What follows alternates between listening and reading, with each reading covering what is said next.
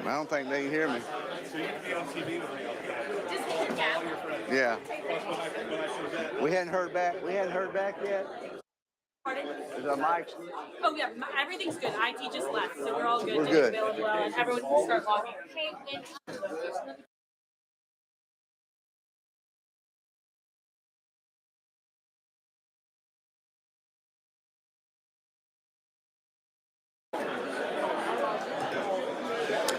Okay. Yeah.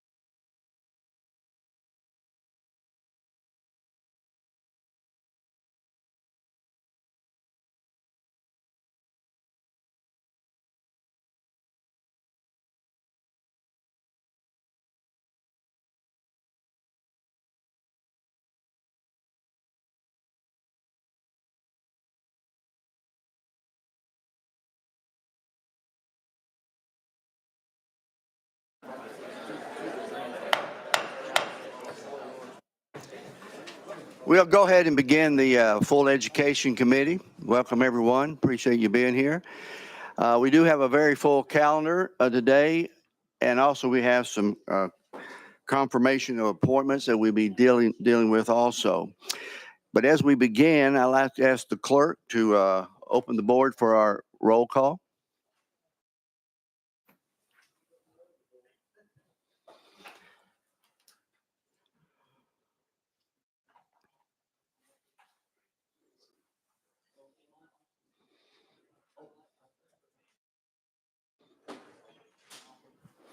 Everyone logged in and voted?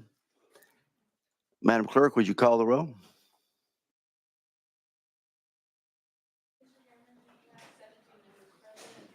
You have a quorum. Thank you very much. And that while keep in mind, Representative Raper, who had his liver transplant, I believe it was Sunday, and last word, he's doing well. So we continue to keep him in our prayers. And Representative Baum, I think, also has an excused absence also. As we begin our committee today, I always like, as an education committee, we always open our education committee with a prayer. And I would like to call on Chairman William Slater, if you will lead us.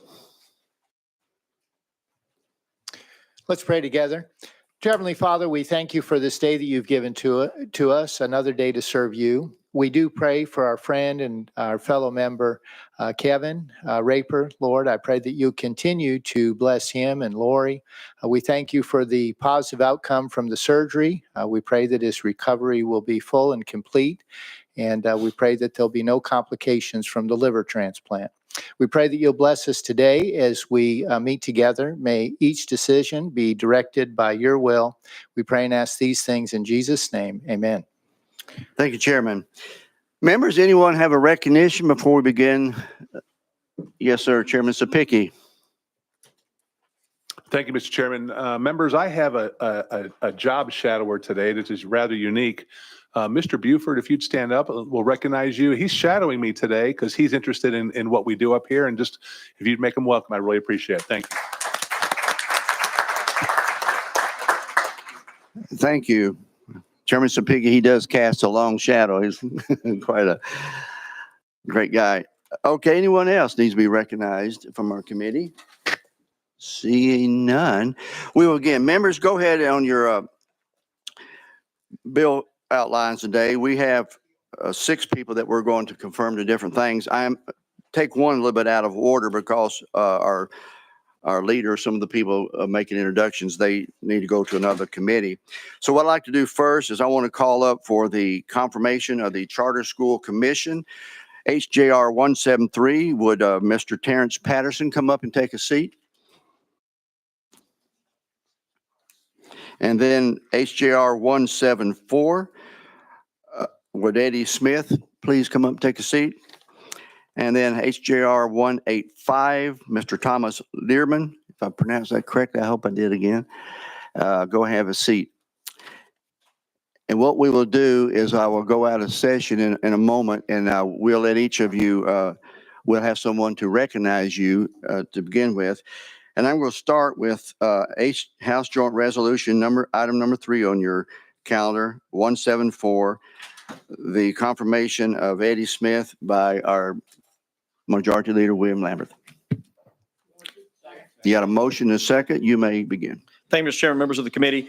Mr. Smith is not only a former representative here, but also a very accomplished gentleman who is a dear friend of mine and enjoyed serving with him. I've enjoyed remaining friends ever since. I will not read the entire bio that's been provided to the committee, but I will say that he has served in this particular appointment from July 1st of 2024, he has served previously up until July 1st and is up for a reappointment. So I would ask for a positive recommendation on this particular candidate. Again, I think he's a good man, would do a fine job. Thank you very much, Majority Leader. I'm going now out of session. I'll recognize Mr. Smith for just some very brief comments, and then if we have any questions, we'll move on. Thank you.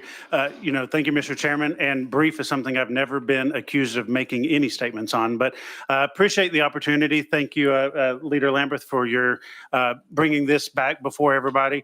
The last 5 years, I think back to when we started the Charter School Commission, first appointed in 2019, and then we had our first meeting in February of 2020, and we all know what happened just a month later.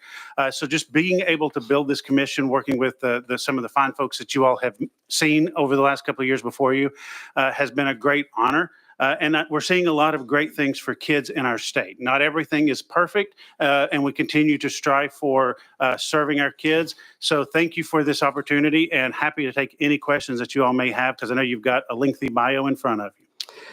Well, thank you very much. And we'll have a couple of questions. And Representative McKenzie. Thank you, Mr. Chair. And again, thank you for your willingness to serve and the job you've done and you anticipate. So could you just kind of briefly discuss what you think the vision of this commission and charter schools going to be during this next term that You recognize? Thank you, Mr. Chairman. Go back and look. 5 years ago when I sat before this committee, one of the things that I said is that I would never vote, and I believe that all of my fellow commissioners hold to that same thing, that we would never vote to replace like for like, that what we wanted was a higher level of schools coming in to better serve the kids in our communities than what they may have in their district. Because at the end of the day, when you look at the data, if we are not providing kids with a high quality education, we're putting them into the workforce ill prepared, which puts them living on government subsidies. They're not able to live out their full God-given potential. So we want any school that we have in our portfolio to be an excellent school, providing kids with the best education so that they can achieve every dream that they have under the American Promise and Declaration of Independence, to be able to live out their lives to their God-given potential. Thank you. One more follow-up, then I go to the next person. Thank you. No, and that's thank you, Mr. Chair, for that. And I definitely appreciate that, because that we share that same vision. The fact that charter schools just wanting to take a slice of high achieving kids is not the point and purpose. So thank you for that answer, and thank you for your willingness to serve. Thank you, Representative Hakeem. Thank you very much, Mr. Chairman. And not only you, Mr. Smith, you're outstanding yourself, but as I looked at the resume of all three of you gentlemen, I'm so impressed that you're giving of yourself to share with others in this capacity. And I think the state of Tennessee would benefit from what you have, with your knowledge and understanding, and as we move forward in this pursuit. Thank you very much. Thank you very much for your comments. Chairman Sapicki. Thank you, Mr. Chairman. And I'm going to ask this to all the Charter School Commission appointees here, so you can just think about your answer right now. But Mr. Smith, you're up first. One of your jobs is going to be is if we have a charter school that is not performing up to the level of expectation that we have in the state of Tennessee, are you telling me right now that you'll have the ability to vote to close that school? Yes, sir. And we've Recognize. actually done, oh, I'm sorry, used to the old rules. Did not wait for the chairman to recognize me. Yes, and we've actually done that. We have non-renewed a charter school because it was not living up to our expectations. We have one now that is not where we want it to be. It is on probation, and we are continuing to monitor it. And if that school does not, then I am prepared to vote that we close it down. Again, if the school is not serving the students and helping them to prepare for life, they don't need to be there. Thank you, Mr. Chairman. Thank you. I have no, Representative Johnson. And thank you. So how many schools do you have that are performing in the bottom 20% of statewide in performance, that are performing in the bottom 20%? Do you know how many of your schools, how many charter schools are in that category? You're recognized. So not used to these new rules still. So I don't have that data right in front of me, but if you give me just a few minutes, I can pull, I know our legislative person is here and I can get that data for you and we can definitely get it to your office. Thank you. Okay, I have no one else on the list to speak. Any further questions? If not, I'm going to go ahead and recognize the next person on the, I tell you what, Chair. Okay. We're now back in session. Do I have a motion and second on the confirmation House Joint Resolution 174? Got a motion and a second. Any further discussion? Madam Clerk, would you open the board for the vote?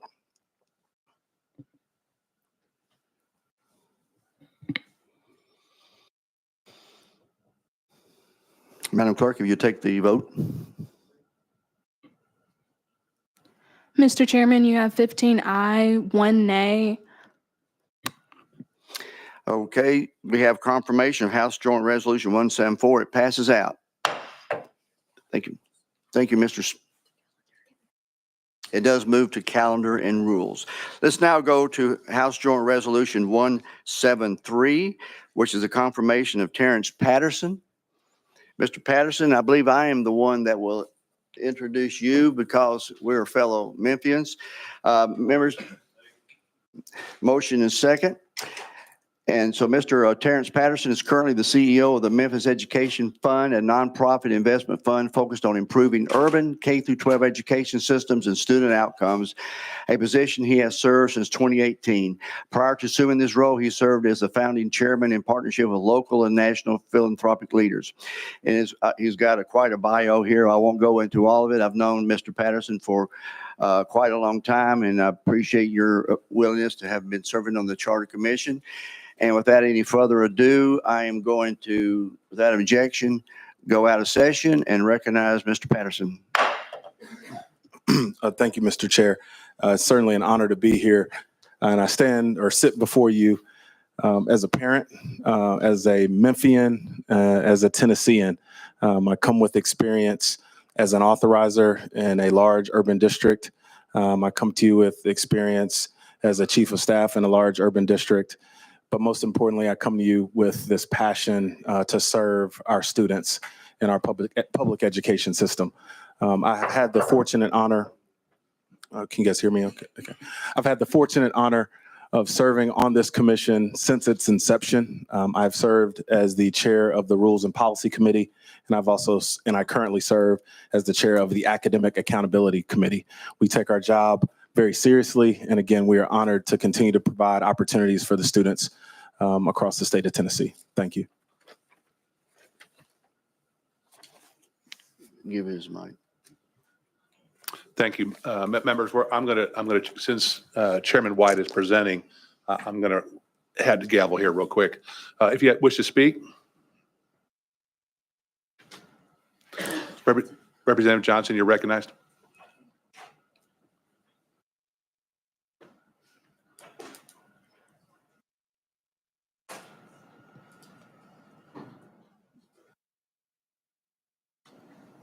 Thank you. I just want to let you know, I've let other members know, I am adamantly opposed to charter schools. They're not performing where they should be performing after being in operation for quite some time. And it is no reflection on you. I vote no on anyone on the Charter Commission because I have not seen charter schools demonstrate any type of success that they were originally set for. We haven't seen that. I don't.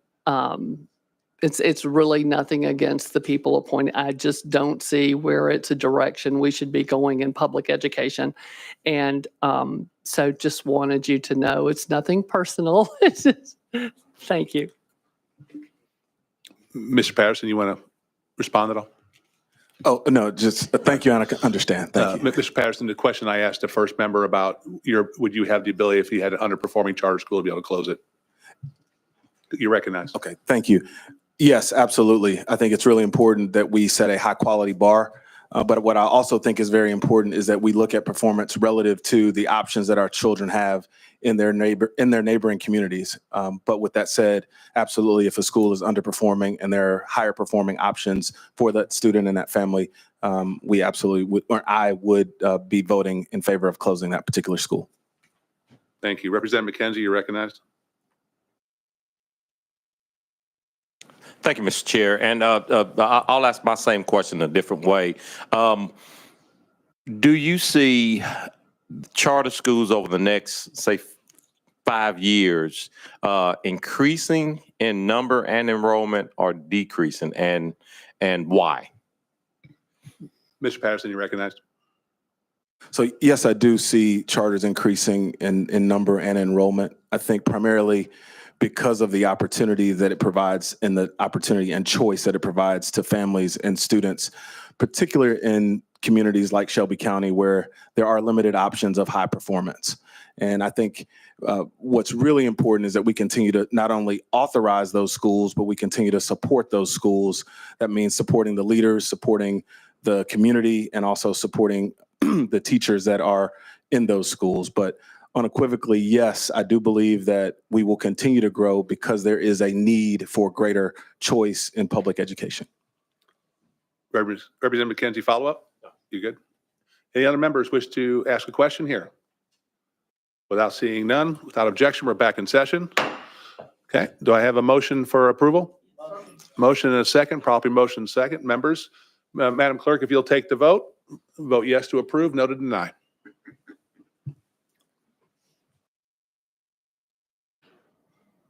Madam Clerk, take the vote. Mr. Chairman, you have 15 ayes and 1 nay. Terrence Patterson is approved to move on to the Calendar and Rules Committee. You need that?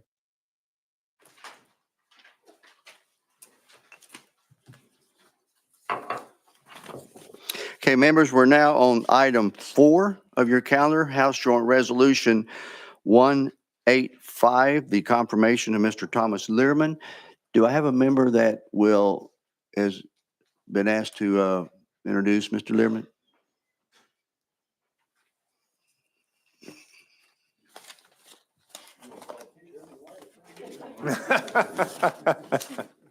Representative Pickett, would you? Second. We have a motion and a second. You are now recognized. Cochran. Oh, is Mr. Cochran? Are you? Okay. All right. Thank you. All right. We didn't rehearse very well before we got here. Okay. We have a motion and a second on the confirmation of Mr. Thomas Learman. Any objection to going out of session so we can hear from Mr. Learman? Then we'll have questions and answers.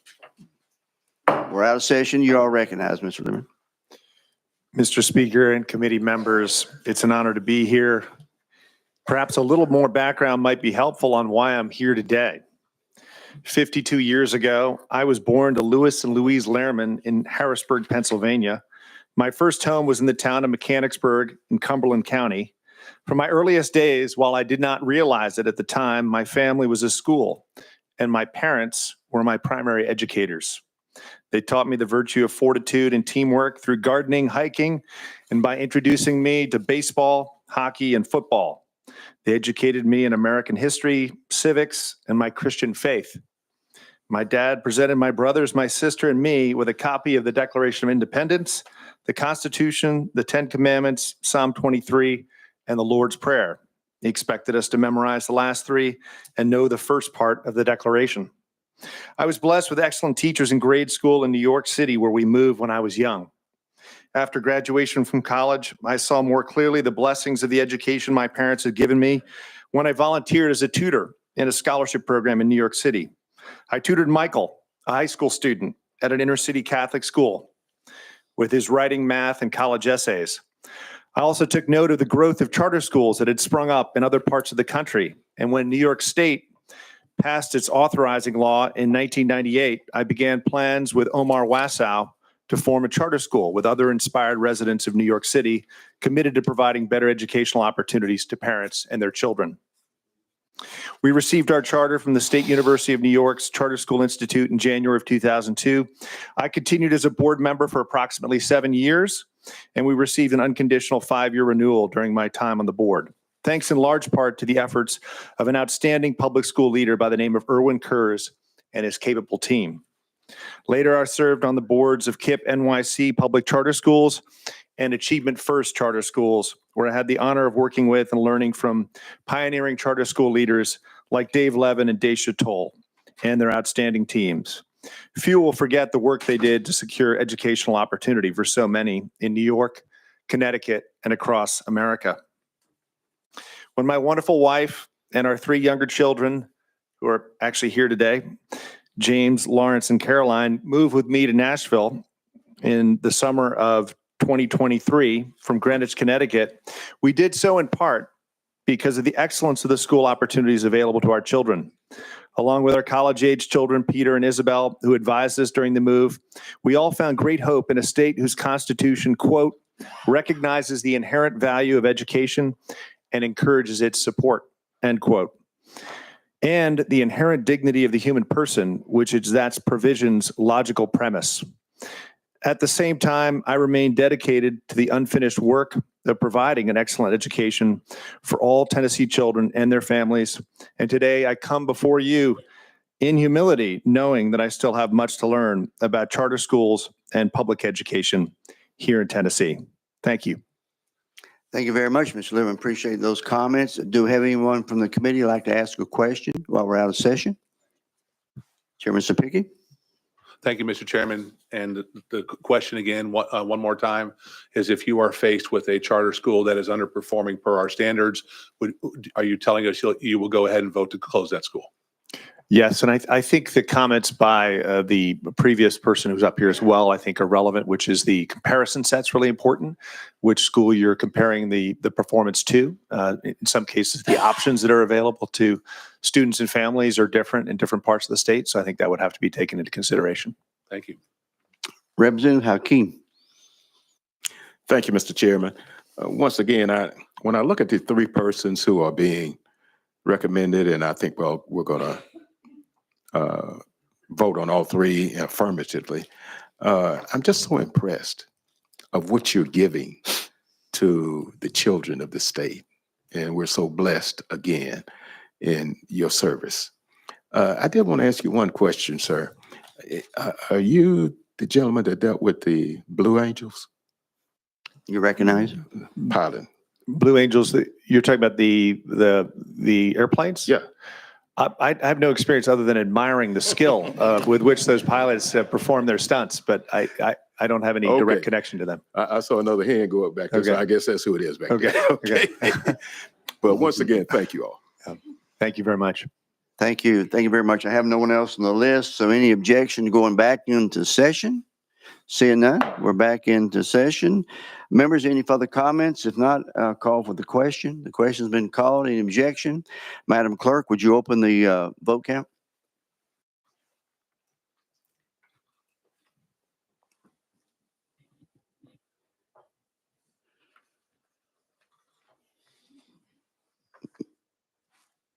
Madam Clerk, if you take the roll. Mr. Chairman, you have 15 ayes and 1 nay. Thank you very much. House Joint Resolution 185 moves out the calendar and rules. Thank you very much. And to all three that were just confirmed, thank you all so much. While I am a strong supporter of charters, I only want our best charters, and that's the whole role of the Charter Commission being established a number of years ago. Thank you for your time and giving of your time in your service. Thank you very much. Members, let's go back to calendar, item number 1 on the calendar, House Joint Resolution 170. This is for the confirmation of the appointment of Billy Bryan to the Textbook and Instrumental Materials Quality Commission. If I have a motion and a second, and if you come on up and have a seat, and then I'm going to recognize Representative Leatherwood to make the introduction. You're recognized. Thank you, Mr. Chairman and committee. Appreciate the motion and the second. Mr. Bryan teaches 12th grade economics, AP macroeconomics, and AP human geography at Millington Central High School, where he's taught for the last 25 years. Hard to imagine.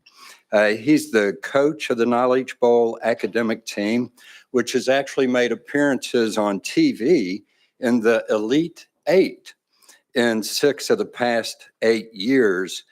I didn't have this written down and hadn't thought about it until one of the committee members mentioned it. And he was this close one time to being able to fly with the Blue Angels. And he might want to go into that a little bit more through a essay contest, I think, and then incredibly unfortunate set of circumstances. But I have literally known Mr. Bryan his whole life. Hopefully you won't hold this against him, but he is my nephew. And very proud of him and the service he's already given the Textbook Commission, and hope y'all will support his reappointment. Thank you. Thank you, Representative Leatherwood. So any objection to us go ahead and recognize Mr. Bryan? I'll go out of session. See no objection. We're out of session. Mr. Bryan, thank you for being here. I'd like to recognize you for a minute or two to introduce yourself. Thank you, Mr. Chairman. Members of the committee, it's an honor to be before you today for reconfirmation. So as Representative Leatherwood said, I'm a high school teacher at Millington Central High School in West Tennessee in Shelby County. And I teach economics, AP macro, and human geography. I've also taught world history, U.S. government, contemporary issues, African-American history, just about every social studies course there is. I've probably taught it over the years. And I did get selected to fly in the cockpit as a ride-along with the Blue Angels. The way this came to be is that in Millington, we have a Navy base, and we also have an air show. And the Blue Angels came to the air show, and they messaged the principal of my school. They have an essay contest. Write a short essay about why you've made a difference in the lives of children in Millington. So when I got that email, I jumped on it, sent in a short essay, and I got selected by the Blue Angels. So I had to get a physical, get in shape. I had to be able to run 2 miles in 20 minutes. And so I was able to do all that stuff. And the day before my flight, they told me that the only one Blue Angels airplane has a passenger seat, and they didn't bring it to the air show. I went in for maintenance that day, and so I didn't get to fly. So I was disappointed about that. But in any case, I'm glad to be up for confirmation before you today, and I'm happy to answer any questions you guys have about me. Well, thank you for that introduction. Members, any questions, Mr. Bryan? Representative Johnson? Thank you. Yes, one of my questions is, as a teacher, do you believe that every child in the classroom should be able to see themselves in the materials and in the classroom materials and curriculum and all of that to be included in what our curriculum looks like? You recognize? I think that's a great question, and I do firmly believe that every kid should be able to engage in a meaningful way with the curriculum. As a teacher, it's sometimes difficult to make that spark happen, but we do our best, and it's important to have good quality materials that we work with. that would make that interaction easier. Follow up, Ms. Jones. Thank you. And as a teacher myself, curious, I hear a lot of things about teachers teaching feelings. As a teacher, I was taught facts. As a teacher, is it facts that you teach? Of course, I would say definitely yes on that. So the standards drive our instruction, and we have a set list of the material that we're supposed to teach to the kids. So in the classroom, it's also important to make an environment where the kids are comfortable and able to learn effectively. And so I try to facilitate that environment. But yeah, absolutely, it's the academic standards that drive our instruction. And I would also add that it's that way for the other teachers in my school too. Final follow-up. Thank you. I appreciate that. A lot of times folks don't realize that what we do is teach facts, and that there is so much to do with the standards that we don't have time to play around with that time. So thank you. I appreciate it. Representative Hakeem. Thank you, Mr. Chairman. And I'm just so sad that you didn't make that flight. Oh man, it's a great disappointment in my life, but Okay. I've moved past it. Okay, but how have you found, I'm going to be quite honest, in the times that we live in, to give the facts to the children when we're in an environment where everyone is not inclined to want that to be done? Have you found it to be difficult to do your job? Well, I You mean, recognize? thank you, sir. I would say that there's always been political division, and we do, especially as a social studies teacher, try to present all sides of all issues fairly, equitably, and to get the kids in the class to engage with the materials. And it's not our job to force any kind of belief system onto anyone, but to let the parents and the kids make those decisions themselves. Okay. So, we're, like Representative Johnson said, we have a set of facts that we can present to the kids and foster discussion. But ultimately, it's not on us to try to, force a belief system. Okay. I would say. All right. Thank you, Mr. Chairman. Thank you, sir. Thank you, sir. Thank you, members. That's all I have on the list. Anyone else? Without objection, I'm going back into session. Members, we're on House Joint Resolution 170 for the confirmation of Mr. Billy Bryan. And before we do that, I would say my son-in-law did get to fly with the X's of Thunderbirds on the Blue Angels. I think they pulled about 9 Gs in that thing, and he didn't pass out, so he was proud of that. So we're on House Joint Resolution 170. Any objections to the question? Hearing none. Madam Clerk, would you open the vote?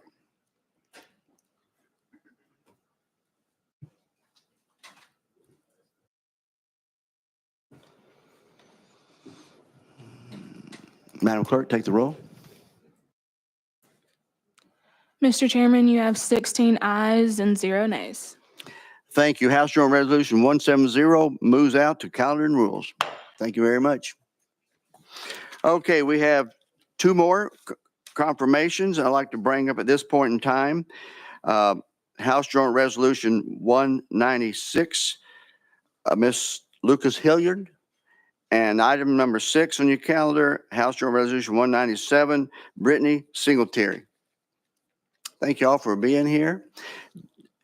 Let's start with Mr. Hilliard. Who we got? Mr. Chairman Garrett, you're recognized. Do I have a motion and a second? You got a motion and a second, you're recognized. Thank you, Mr. Chairman and committee. I'm honored today to stand and recommend Mr. Hilliard for the appointment of the Standards Recognition Committee. I got to talk with him a few minutes before we started. You have his bio there. He did go to and graduated from his undergrad at Vanderbilt University. He studied in education and biology. And while he started teaching shortly after that, he also got his MA from Union University.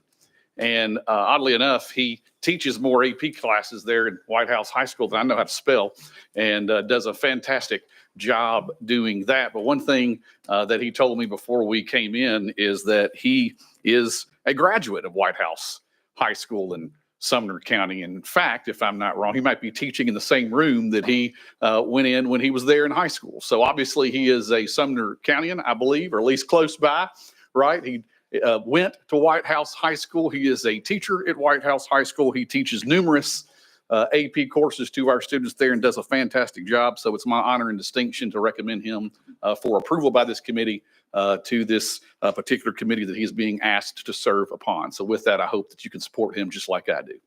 Well, thank you, Leader Garrett. And members, without objection, I'd like to go out of session. So we're here for Mr. Hilliard and a few comments and then any questions, and we'll come back in session. Out of session. Mr. Hilliard, you're recognized to introduce yourself. Thank you. Thank you, Mr. Chairman. Thank you for the introduction. I just want to say thank you to all of you for allowing me to be here. This is a true honor to have the opportunity to possibly be appointed to a committee such as this. As someone who is a product of public education, as someone who believes in the project of public education, being able to take part in that process on this statewide level is something that I take very seriously. I am an English instructor. I know the importance of rigorous and clear English standards, and I believe in ensuring an open and collaborative process to ensure those standards are the best standards we can possibly have. So being able to play some small part in that is something that I greatly appreciate the opportunity to do. So thank you. Thank you very much. Questions from the committee? I don't see any hands. So without objection, we'll go back into session. We are now on the confirmation House Joint Resolution 196 for the Standards Recommendation Committee for English Language Arts. For Mr. Lucas Hilliard, any objection to the question being called? Hearing none, Madam Clerk, open up the board for the vote.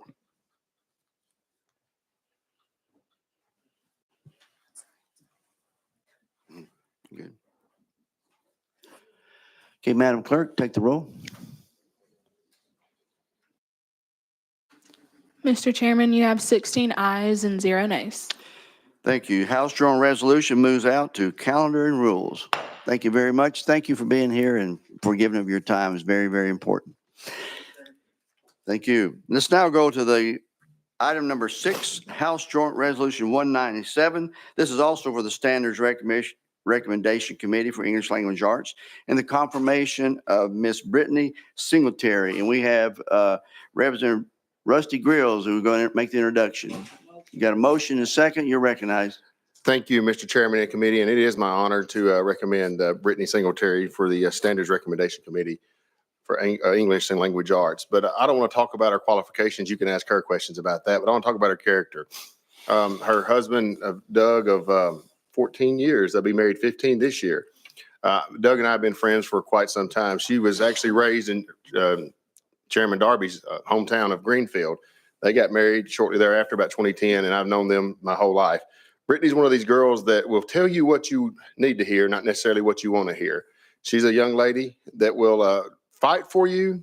She'll stick up for you, and she'll do what's right, even in the face of adversity. And I feel like that's the type of people we need in leadership roles nowadays. We need people who have conviction, who have the ability to stand. Her husband, matter of fact, he gives me a hard time from time to time. He calls me on Thursdays on my way home, and he'll give me a little bit of a hard time, but that's what I need as well. So I appreciate some people that have conviction and have some standards about them. She's a highly sought after teacher, not because she's easy, but because she cares. And with that, I can recommend her to be put on this committee, Mr. Chairman and committee.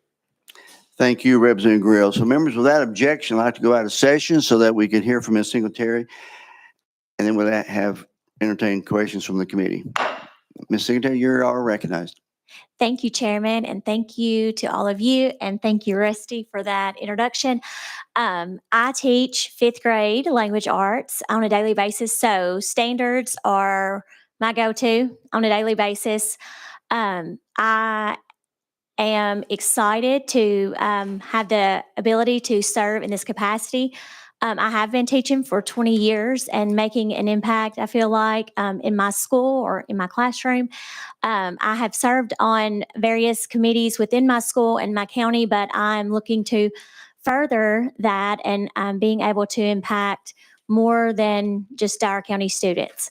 And I feel like this is something that I am well equipped to do. I don't feel like the standards need an overhaul. I think that there may be just a little tweaking, and I'm willing to listen to things that other people in the state have recommended and use that with the group that I'm put with to do the best we can for Tennessee students.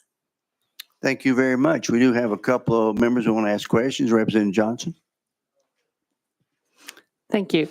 I'm curious, what sort of tweaks, you spoke about tweaks to standards. I see some myself. I'm just curious what in particular stands out to you. You recognize? Okay. Mainly the main thing is, and I guess after you have taught the same subject for multiple years, you know what to expect, you know how it's going to be tested on the state assessment, and you're able to equip your kids to be able to answer those types of questions. Last year, I was given a student teacher, and so that kind of opened my eyes.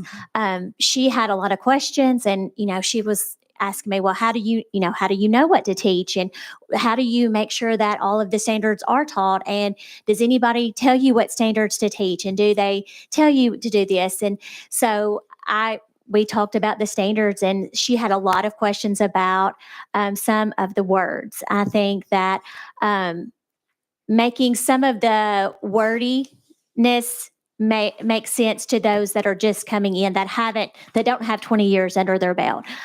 Just some of the, like I said, just some of the words that could be taken different ways, and just making them clear and very specific. You recognize? Yeah, I absolutely agree. I think that we all know that those particular standards were written by test makers and not teachers, and it needs a teacher's hand for sure. So I appreciate that. And one I should have asked Mr. Hilliard as well, but I'm going to ask you. So who's your favorite author? I don't have now. My favorite author probably is Colleen Hoover for me to read. Yeah, for you. But yes, I would definitely say Colleen Hoover. Just a quick kind of mindless read. I feel like in the classroom we do a lot of nonfiction, and so in my spare time, I like to kind of get into the fictional world. Follow up. Sorry, that made me think of another question.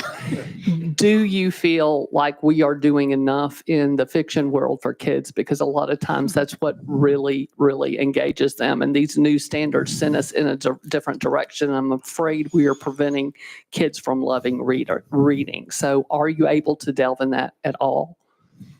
You recognize? I agree. I think the push for the nonfiction, we are seeing that in test scores.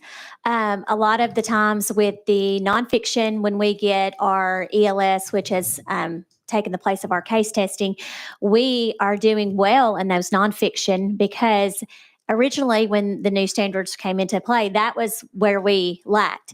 And so now we're seeing a drop in more of the fiction. But I do... We do for each 9 weeks we have a different novel that we read. Two of the 4 are fiction, and they are my favorite to teach because of the classroom interaction. That's where they are excited. We do have small group that we teach daily. I use fiction for that, and then when teaching stations and doing things for review, I do use fiction for that, because that is where you're going to get your most bang for your buck, because they are engaged more than in nonfiction. Okay, thank you. Let's go to Representative Hurt. Thank you, Mr. Chairman. And no question, just knowing Brittany and Doug, also along with Representative Grills and them being my neighbor to the north, I wanted to just take this opportunity to say thank you for your willingness to serve and what you do for the students there in Dyer County and what you do for public education. So anyway, thank you, and it's great to see you up here. Representative Glenn, you're recognized. You could pass. Okay. Don't have anybody else on the list, but I want to say thank you. Weekend before last, I was up in Lake County when all that rain came in. Then I came back through Greenfield, and I hope that everyone in y'all's family was safe, and I will keep that Representative Grills area in our mind. There's a lot of flooding up there a few weeks ago. And so, but thank you very much, members. If I don't have anybody else on the list, so without objection, we're now back in session. Any further comments from the committee?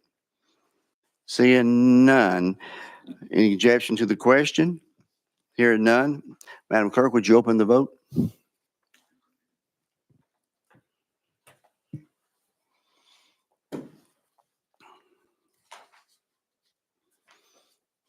Madam Clerk, take the roll. Mr. Chairman, you have 16 ayes and 0 nays. Thank you very much. House Joint Resolution moves out to calendar rules. Thank you very much. Thank you. Appreciate y'all. To all 6 that were here today, thank you for giving your time to our state and to the institutions of education. Thank you so very much. Okay, members, we have a regular calendar we need to move forward with. And so we will move forward. Item number 7, House Joint Resolution 175. Well, Leader Cochran, you got a motion second. You're recognized. Thank you, Chairman and committee. So, after the October 7th terrorist attacks on Israel, we saw, in news coverage, universities, some in our nation, allowing disruptive actions that threatened student security, stifled free speech and civil discourse. Really, that was just, it was in a manner that was disrespectful to the exchange and to the hearing of diverse opinions in a safe area. Those disruptive events kind of continued on numerous campuses. It kind of created this lack of confidence in the American people with our higher education institutions. But to the credit of many of our universities here in Tennessee, University of Vanderbilt, University of Tennessee at Knoxville, Chattanooga, others, they really stayed committed to the values that make our nation great. They continue to reflect Tennessee values and advancing that fundamental right for free speech. And so what HJR 175 urges all universities in the state to continue to commit to providing a campus environment that promotes institutional neutrality, free speech, and civil discourse. As I just mentioned, many of our universities within this state, including Vanderbilt and the University of Tennessee, already have policies in place that promote these things. And so this resolution is just urging that all of our universities include these types of principles into their bylaws and to reflect those Tennessee values. With that, I will yield to any questions. Okay, members, with that explanation of House Joint Resolution 175, I'll open it up to committee questions. First, we have Representative McKenzie. Thank you, Mr. Chair. As you laid out the elements of your bill, you talked about how Vanderbilt and UT and other institutions have that. So what universities in our state were problems? You said this bill is subsequent to the October horrific event. So what universities are we aiming this piece of legislation at? You're recognized. Thank you, Chairman. Not aimed at any specific university. It's just urging all of our universities to adopt policies that, again, others such as the University of Vanderbilt and the University of Tennessee have already adopted policies in their bylaws that guarantee that open exchange of ideas without being stifled. It's not aimed at any specific university. It's just urging all of our universities to follow best practices that are already being set forth. Follow up. Thank you. Thank you. So, from, I guess, my recollection, those were probably the 2 universities that had civil unrest during that event. So I guess I'll ask it a different way. Were these policies and procedures put in place as a result of the reaction to the attack on Israel? You're recognized. No, again, University of Vanderbilt, University of Tennessee already had policies in place that made sure that their campuses were safe environments for the free exchange of ideas, but also in a way that gives them the ability, if there are disruptive activities taking place, that they can put a stop to that. Last question. One more follow-up. Yeah, this is my last question. So this is, and I understand this is non-binding. This is a recommendation, but I think it just stokes an emotion that really isn't isn't helping if we have these things in place at our major institutions, as you said, Memphis and Chattanooga, East Tennessee State, all of these schools either don't have the problems or had issues, but their policies were in place. I guess I'm just trying to see why we're doing this. It seems like an unnecessary bill. To me, it would be the equivalent of me bringing a bill as a result of January 6th event that wasn't really germane to what's going on here in the state of Tennessee. So I can't support your bill. Thank you. Leader Cochran. So correct. So again, not saying that there's an issue at any of our state universities, but certainly we saw issues at universities across the nation that have allowed very disruptive protests that shut down activities on campus. It made many Jewish students feel unsafe. And again, essentially shut down any conversation from taking place on the university because you had a group just causing chaos and shutting down the activities of an institution of higher learning. Thankfully, we didn't have that issue in this state. What this resolution is saying is that we should never have that issue in this state, and that Tennessee will lead in implementing policies that protect all viewpoints and to ensure that just the person screaming the loudest isn't the only one getting heard. So our university shouldn't have any issue with that, but many across our nation did. We're just, as usual, Tennessee is going to lead. Thank you. Let's now go to Representative Johnson. I guess I would question this as a way to lead. Again, we didn't have problems with this in Tennessee. We had actions taken that were appropriate. In other states that had disruption, there are already laws on the books to handle people who are disruptive and who go outside of what is a normal protest or say rally, whatever. The idea of doing this it really does feel like fear mongering. And when it's something that we are not seeing in Tennessee, we are seeing people exercising their First Amendment rights. So I don't see the purpose of this legislation. We already have bills on the books. If people act out and do something illegal on a university campus, and we have already seen demonstrations at our universities that were appropriate and were handled appropriately. So I don't see the need for this piece of legislation. Thank you. Thank you very much. Would you like to Sure. respond or?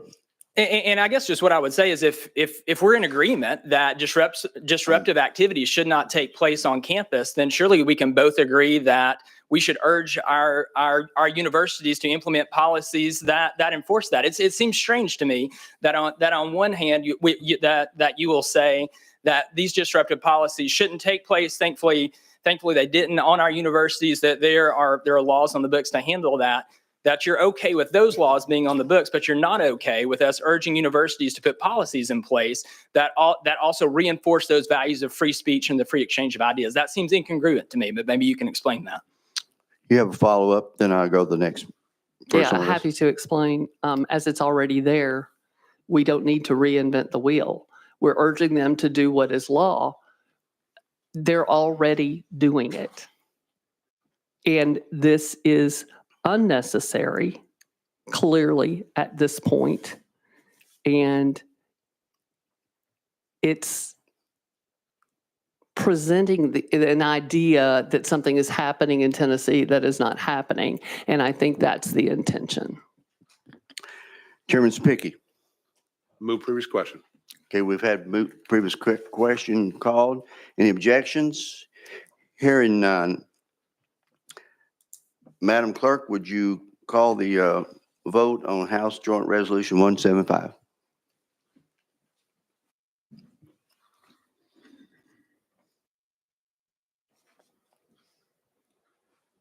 Madam Clerk, call the roll. Mr. Chairman, you have 13 ayes and 4 nays. Thank you very much. House Joint Resolution does move out to calendar rules, having received a majority. Thank you, Chairman and Committee. Thank you very much. Members, that brings us to item number 8 on our calendar. Representative Powers, I got a note that he is another committee. He asked me to roll that to next week's calendar. House Bill 355, next week's calendar. Item number 9, House Bill 399 by Representative Bricken. You're recognized. You got a motion and you have a second. You are recognized. Thank you, Mr. Chairman and committee. Any amendments? House Bill 399 would establish a pilot program allowing designated Should I ask you? 40 counties designated as distressed or at risk to apply to the Department of Education for a grant to obtain three smart portable metal detectors for their district. And I'll certainly appreciate your support and open for any questions. Representative Bricken, you do not have an amendment, is that correct? No. Okay, no amendment to be discussed.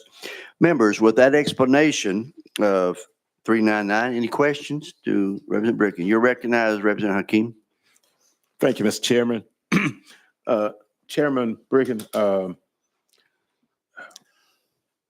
we don't already have, well, the procedures we have in our schools. Do we have security officers in schools? Or is this aside from security officers, or is this an addition to? Representative Bricken. Thank you, Mr. Chairman. This really has nothing to do with security officers. This strictly will allow for these 40 counties to apply to the Department of Education to get up to 3 smart portable metal detectors for their district. These detectors hopefully will feature things that certainly the SROs could certainly monitor, but most staff at the schools could operate and certainly they're mobile. They could be set up for events that are deemed at risk or threats at those schools. Again, this is for the counties that certainly don't have the resources that we've deemed don't have the resources to fund these needed metal detectors. So that's how the bill was crafted. Again, last year, this bill was passed, but it was applied to all 95 counties, but it had a much larger fiscal note. So the people that had asked me to run it asked me to scale it back so we could at least get the 40 at-risk counties covered. So. Follow up, Representative Hakeem. Thank you, Mr. Chairman. I guess if you could give me, a little more understanding of what an at-risk district is, or a school. I think you said 40 counties. And in addition to that, do we have any data that says metal detectors does the job that we want to prevent school shooters, or say, from getting into a school with? Well,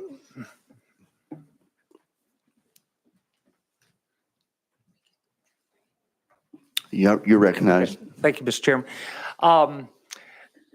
There are certainly plenty of studies that for districts that have employed metal detectors as a normal entry feature in their schools for just normal attendance, certainly have detected numerous contraband coming in various sorts that hopefully did prevent an incident at those schools. So there's plenty around the country that have certainly deployed metal detectors. The portable metal detectors certainly are not intended to be, unless the LEA decides that particular school needs it for a daily entrance monitoring, would mostly be deployed for events at certain situations, going to gyms, whatever that might be. That's up to the LEA, the SRO, law enforcement to decide where and when they might want to use these detectors at their schools. All right. Thank you, Mr. Chairman. Thank you. Representative Johnson, you have a question? You're recognized.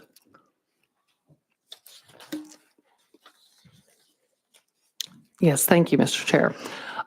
Can you name any of the studies that maybe that were broad and far-reaching that were peer-reviewed? You said there were multiple studies. Can you name any of those or the more predominant ones? You recognize?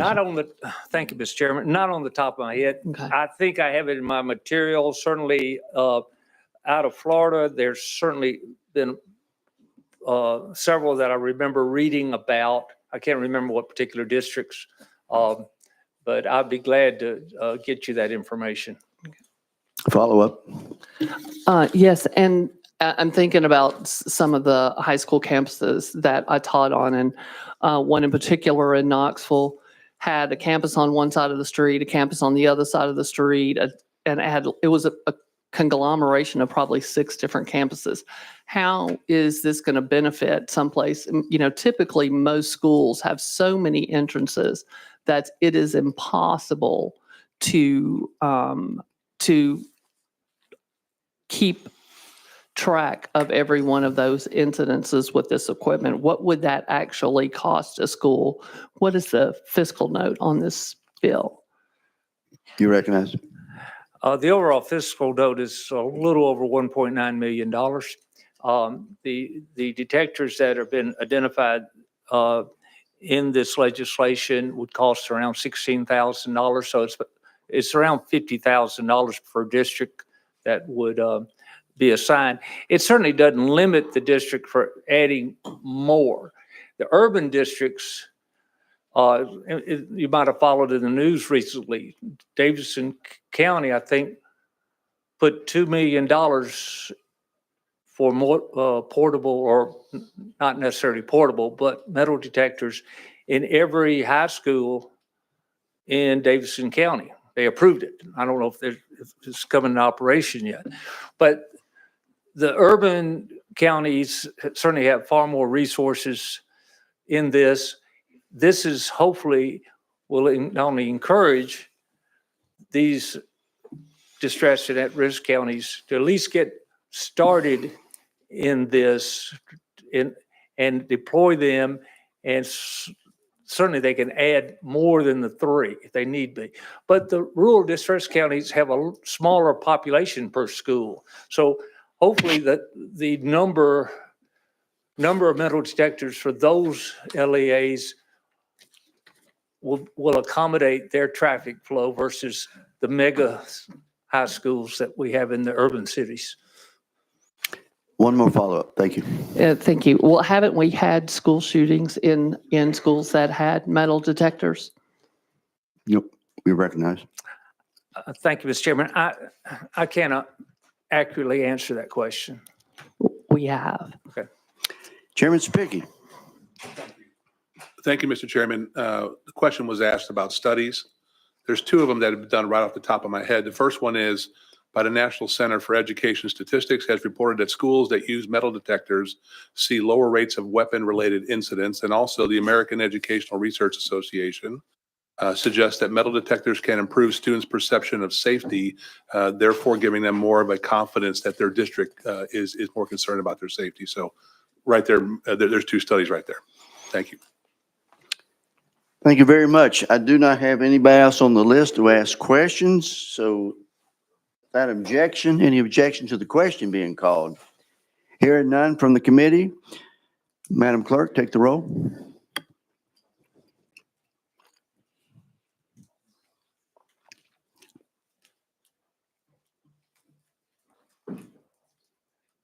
Madam Clerk? Mr. Chairman, you have 14 ayes and 3 nays. Thank you very much. House Bill 399 moves out to the Finance Committee. Thank you. Okay, members, this brings us to item number 10 on the calendar. You got a motion and a second. This is House Bill 932 by Representative Alexander. You got a motion and a second. You are recognized. Thank you, Chairman, and thank you, committee. It's a great honor to present this bill to you. I did have a similar bill last year. We've gone back and I think made it even better with a lot of help from a lot of people.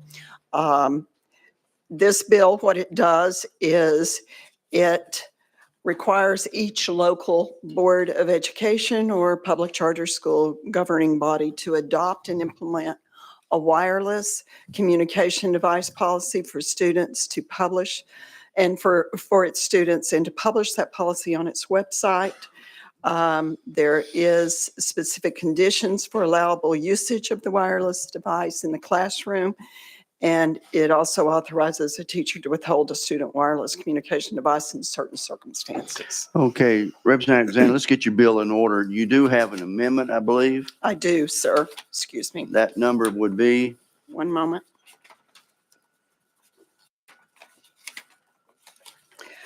Uh, 003703. That is correct. I have a motion and a second to consider hearing. Would you explain what the amendment does? Absolutely. The amendment only made more specific definitions for provisions for students with disabilities. We have a motion and a second to adopt. Any objection? Without objection from anyone, all those in favor of adding Amendment 3703 to the bill, please indicate by saying aye. Aye. Opposed? The ayes have it. Your bill is properly amended. Representative? And so with that, sir, if we can go out of committee, I have some witnesses here who have implemented such policies in their districts and would like them to come and testify. Okay, yes, we do have two has signed up in the appropriate time. Could Mr. Arnold Bunch from Hamlin County Schools come forward, and Grant Swallows also? If y'all have a seat. And if you'll take about no more than 2 minutes each. Without objection, committee, we're now out of session, and I'll start with Mr. Bunch. You're recognized. So good afternoon. It is an honor and a privilege to be with you today as you consider this bill. I want to start by saying thank you for your service as elected officials. It is a very demanding task. While even today, each district has the ability to restrict personal communication device use, I strongly support any bill that limits the use of personal communication devices in Tennessee schools. Hamlin County's policy goes much further than the proposal and bans personal communication devices throughout the school day in all schools with limited exceptions. We implemented our policy in April of 2024. We successfully implemented our policy through strong communication strategy, strong board support, and strong support and consistent enforcement by our administrators and teachers. Within 4 hours of implementation, I started receiving thank yous from teachers and administrators. Over the following weeks, teachers reported that our students were more engaged, more focused, and less distracted. I started getting stopped by parents who wanted to say thank you. One even reported that she knew more of what was going on in the high school than she had all year because her student was finally paying attention. Students told teachers day one it was better. Some then told their parents that the ban eliminated peer pressure to use personal communication devices in school, even when they knew that wasn't what needed to be done. And this year, during a panel discussion with community leaders, our students told those panel members or the visitors that the ban was good and they didn't need the devices. The hallways and the cafeterias in our high schools are much louder, and that's a good thing. One of the biggest fears that I have is the inability of our students to interact in a societal manner, and this step to address this critical skill deficit. Why did I push for a more restrictive policy? Personal communication devices were undermining safety and negatively impacting the learning environment in Hamlin County schools. We experienced drug deals that were orchestrated on phones, threats of mass violence, bullying, cheating, framing of other students, filming of and then sharing of fights within the schools, sharing of inappropriate images of underage students, and overall distractions in the classrooms. The challenges personal communication devices have created for our youth are very well captured in the book, The Anxious Generation. If you have not read it, I would strongly encourage you to do so. It is a call to action for the crisis our nation finds itself in and schools are but one component of that solution. So thank you again for the opportunity to be here today. I look forward to answering any questions you may have. And again, thank you for your service. Thank you, Director Bunch. And by the way, every member on this committee was given a copy of The Anxious Generation and asked to read that before we came to this day. So excellent book. Mr. Swallows, would you take a couple minutes and then you're Yes. recognized? Thank you so much. It's an honor to be able to be before you today. It's also an honor to sit next to a retired four-star general.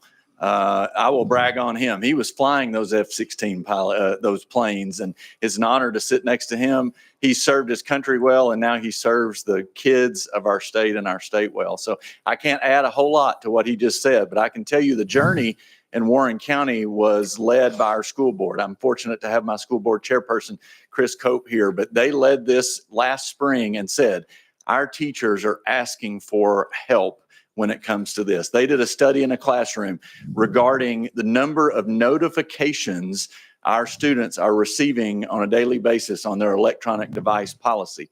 Within 15 minutes, certain students were receiving 80, 90, 100 notifications.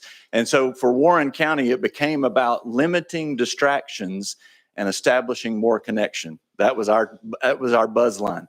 Less distraction, more connection. The Anxious Generation is exactly what we used as our basis for that as well. Our students deserve an opportunity for 7 hours a day to come to the school building and not be distracted by the outside world. Ladies and gentlemen, I can tell you, I've had multiple students tell me they are so excited that their moms can't get a hold of them during the day, that they can concentrate on just being a student and doing what they need to do. And that is so important. I can also share with you some quotes from some educators. And I will say this, our teachers almost unanimously love this. An educator said, this is a game changer for us. Phones are no longer a thing for me to compete with in my class. The students are much more focused and much less worried about outside distractions. Catching students passing notes and communicating more is a highlight of my day. And so for us, it's 7:45 to 2:45. We limit their individualized electronic devices. I know that sounds like it's an extreme policy, but I can tell you in Warren County, Tennessee, it has been a game changer. Thank you. Wonderful. Thank you. And I appreciate y'all's leadership in both these matters. As Representative Alexander, we've been talking about this all summer and fall about this issue. And even though we can set a generic policy for the districts, it takes strong leadership in each school. So we appreciate your leadership. We do have a couple people want to ask questions to recognize before we go back in session. Representative Mayberry. Sorry about that. Mr. Bunch, we actually met at TSBA. I don't know if you remember that. It's so great to see you here today. I fundamentally believe we need a cultural change here in Tennessee within our schools. And the cell phone situation, I believe, is going to be a huge additive to make that happen. I do want to say that since I've met you, I've spread your name around. So you're probably pretty much a celebrity in this world amongst cell phones here in schools. But you shared several things with me personally at TSBA. But I would like for you to talk about the public feedback you got within your community. I believe you're a district of 10,000 students. We have roughly, well, you recognize. Okay, sorry, sir. We have roughly a little over 10,000 students when I count pre-K. What I did before we rolled this out, I sent a note out to all the parents in the high schools to let them know this was going to occur, and gave them the opportunity to send me emails so that I could respond to those emails individually. Out of 3,000 students, you count up the number of families that would involve, I got a total of 19 emails. Many of those were supportive of what we were doing. Some of those were concerns with students with disabilities. One of those, which I found extremely interesting, was a parent of a type 1 diabetic who was telling me that they had to have it. My son is a 37-year-old type 1 diabetic, so I'm very familiar with that, and we were able to work through those things. As I started going out into the community, even talking with some of our industry, they were all very positive with what we were doing, strongly supported by the leadership of our community. You want to follow up? Yeah, just again, I want to thank you. Thank you for your service, by the way. I know you're four-star general. I appreciate your service. I also believe that your local media did coverage of this and talked about the cell phone. If you could talk about that. Yeah, We were worried what the pushback might be and what parents might come at us with, because we have a tiered disciplinary process that it ramps up if you have them to the point of the alternative school for 45 days with your fourth offense, because we believe that's tiered discipline is what you need to be able to enforce. But quite honestly, we got almost no feedback from parents. I got very few after we implemented it, and we did not wait to implement it when it was comfortable to do it. We approved this in a board meeting in April of 2024, and my tech director, I gave him a thumbs up as soon as the board approved it, and we immediately sent a note to all the parents that it went into effect the very next morning, and we only had roughly 20 incidents the first day, and it went down dramatically after that. Thank you. Let's see, let's now go to Representative Bolso. You haven't spoken. You recognize. Thank you, Mr. Chairman. And Superintendent Bunch, thank you for being here. You've got the gold standard there in Hamlin County, obviously, when it comes to non-use of electronic devices. Let me ask you a two-part question, if I could. First, prior to instituting the all-day ban that you did in Hamlin County, did you consider a more limited ban just during instructional time? And if so, why is it that you and the others in Hamlin County decided to go with the full ban versus just the instructional ban? So an instructional Recognize ban, I'm sorry. You're good. I apologize, You're sir. The instructional ban was one that was debated, but most of what I have researched and what I've looked at, even if you don't have them during the class period, some of the studies, and it's captured in the Anxious Generation, the kids will actually be counting down the minutes until they can get their hands back. So they're distracted even during that end of the class period time. And what I was more worried about was the ability to the nefarious things that were being done with the phones as well, not just the instructional time. I wanted to create a safer learning environment for the students, and I wanted the school to be safer. And so that was the reason that we went for the whole kit and caboodle, as I would call it. Thank you, Mr. Chairman. Thank you, Superintendent Bunch. Thank you. Representative Glenn? Thank you, Mr. Chairman, and thank you too for both being here. And to you, sir, the four-star general. Is that Air Force? Yes, sir. I forgive you. I'm a retired Master Sergeant, so I'll forgive you for that. Thank you for your service. Thank you. On the ban, do the kids have access to their phone in terms of, is it on their person throughout the day regardless? You recognize. So the way that we handle it is they have to be off when they're in it, just so you understand, and I want to make this really clear as you consider what legislation you're trying to pass. This is not just about cell phones. Okay, so smartwatches, Google Glasses, smart rings, anything that can transmit or receive are banned in Hamlin County schools. So if you've got earbuds in, you're going to get a policy violation unless it's in an IEP or something else. So just so everybody understands where we drew the line, they must put them away, which means a backpack, not on their bodies. We ask them to put them away there, and if they're caught with them at any time during the day, then it counts as a violation and we take actions. Follow up. Thank you, Mr. Chairman. Now, in today's world, we obviously live in a time where there's unfortunately school violence, active shooters. Have you thought that through into how the kids would be able to reach their parents in the case of something of that nature? We hope that it never happens, but we're living in a real world now. You may respond. I actually pray they don't take them out. That will be absolutely the worst thing to respond to a crisis situation that we could probably have. They will be what I've communicated to the parents and the commitment I made to parents as we went into this was that we will communicate with you on a much more timely basis as to what's going on in the schools. I may not be able to tell you that Jimmy and Susie are perfectly okay, but I need you to trust me that their safety and security and their staff at those schools, that is our most important priority. If we allow the kids to pull them out and start utilizing them at times like that, they will get parents that will be en route. They could very easily block emergency response. We'll overload the circuits and we will create confusion. Why do I say that? Last year, because we had 18 zero tolerance drug offenses in a 12-day period right before we implemented this policy, one of our students, while we were doing some kind of a search to look for drug paraphernalia or drugs, pulled out the phone, texted grandfather to let him know there was an active shooter activity at the school. So what the kids, by pulling those out and trying to respond, what they are actually going to do is create more confusion. We have phones in every classroom. Our teachers have phones. They have walkie-talkies.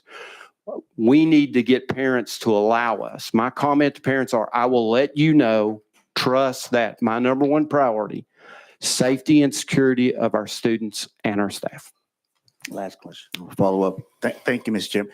And last question. So at what time are they allowed to utilize their phones? And the reason I ask, I have grandkids who are in school who have phones, and they do use them throughout the day, unfortunately. But at the end of the day, kids have to, contact their parents and say, I'm staying at school, I'm either doing this or doing that. What time are they allowed to get access back to that phone to inform their parents of their intentions? Respond. When they walk in the school, we have a sign on the front door that says this is a no cell phone school. And they have to have them off when they walk in the doors, and they can turn them back on when they walk out the doors at the end of the day. Thank you. Okay, remember, we're down to 5 minutes before we close out the committee. I've got Representative Johnson, Representative McKenzie, and then Chairman Sapicki. So keep your comments short.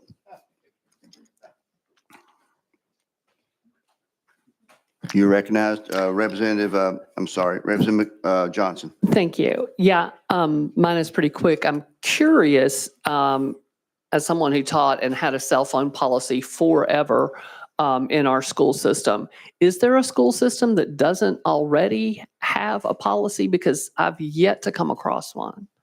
You recognize? I'm not sure we could speak to that. I would assume most school systems have a policy in place. We felt like for us, we had to, obviously go to an extreme version that is a little different in order to get people's attention. And again, I want it to be about the limiting of distraction and not the policy. That's what we need for our kids. Follow up. Yeah, and I think that locals should be able to set their own policies, and I think that most everyone has. So, and I certainly respect the right of an individual system to set them where they want them to be. Thank you. Representative McKenzie, do you have a question? Yes, Mr. Chair, and thank you for coming today. And that it kind of gets into what my concern. As I hear the passion and the success of your program, I'm sure there's some other things that we may or may not have talked about today. But that's my concern with this particular bill. What I see you all did in Warren and Hamlin County is a very deliberative process. You all thought this thing through. Rings. So, okay, I forgot about rings, So you all considered all of these elements, whereas this bill is not. And that might work in, Hamilton, but not Knox, but not, Warren. You all's policies are different. You all have differing policies, and that's a good thing because your communities are different. Your students are different. Socioeconomics, everything's a bit different from LEA to LEA. So that's what concerns me about this particular bill. There may be some unintended consequences that may actually hinder Hamlin County and I'm all for local control. So, I firmly agree that we need strong policies. But what would you say about, if this bill somehow took something away from you, or had an element that didn't involve you? Couldn't you see? Do you see what I'm trying to get to in terms of allowing you all to control your LEA? Okay, quick response, and then we're going to move on. We got 2 minutes. Yeah, my quick response is I don't see anything in the bill that limits my ability to be more restrictive. It would limit my ability to be less restrictive. So I support being allowed to be more restrictive at the local level. Thank you. Chairman Sapicki. Mr. Chairman, motion to go back in session. Without objection, we are now back in session, which brings us back to the sponsor of the bill, Representative Alexander. You're recognized. I really think this is an important bill for such a time as this. We desperately need this bill to allow our school systems to put into place the policy that they need to put into place to give our children the best advantage they can have for the 7 hours that we have. I renew my motion. Motion's been renewed. Any objection? Any more comments from the committee? The previous question has been called. Any objection to the previous question? Hearing none. All those, Madam Clerk, open up the vote count.